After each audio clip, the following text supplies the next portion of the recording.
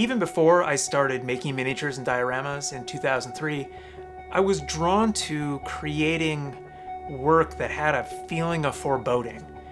You often get the sense that something's about to happen or something just happened, but it's often very unclear what that is. That's probably why I've always been so fascinated with Arkology. I think most people take the Arks for granted at this point. The first one was found in 1971, and I guess that's ancient history to a lot of people, but it's still mind-bending to me. I mean, we're talking about boxes that have crossed some sort of barrier, coming back in time to us somehow. I often think of them like time capsules in reverse. Every time an Ark is found, no matter how few objects are inside, it's like our view of the future gets just a little clearer. Some kids want to grow up to be astronauts or cowboys, and I guess I did too, but I really wanted to be an archaeologist. I grew up in West Michigan, about 30 miles from the site of the first find in Pigeon Lake, and it's probably the reason that archaeology's always had such a special significance for me. Growing up, I'd spend summers in the woods with my friends and shovels, trying to find the next Ark discovery. And when I wasn't doing that, I was playing with Ark Force action figures or acting out scenes from the cartoon. My freshman year of college, I took Intro to Arkology courses, and I really soaked it up.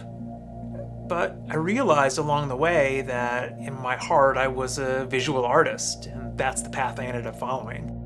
So when Tim Alstead from the American Arkology Society contacted me last year and asked me to create a series of dioramas that depict scenes from daily life in the future, it was like a dream assignment.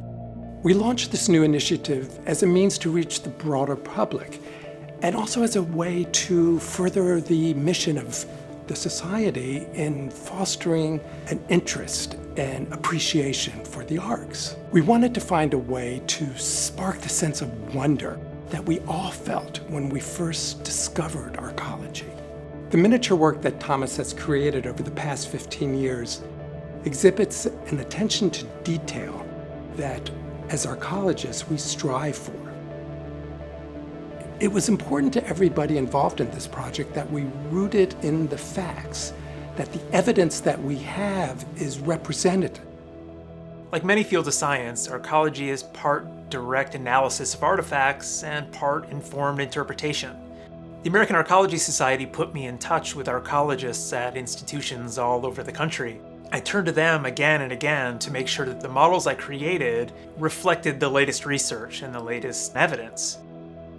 We had a lot of back and forth as I created the models just to make sure that the details were right.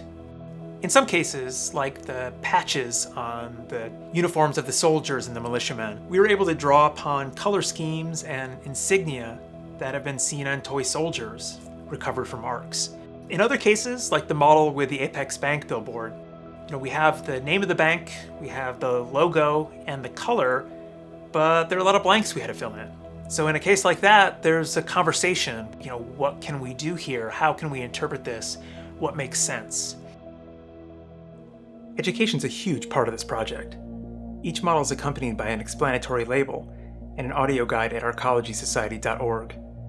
There, visitors can listen to archaeologists discuss the evidence that inspired each of the models. Arkology is ultimately not a study of objects. It's a study of who we are as a people and as a society. I've always been fascinated with archaeology, but it tells us who we were. Arkology is different. Archaeologists help us understand where we might be headed next. I guess that's why it seems so important to me.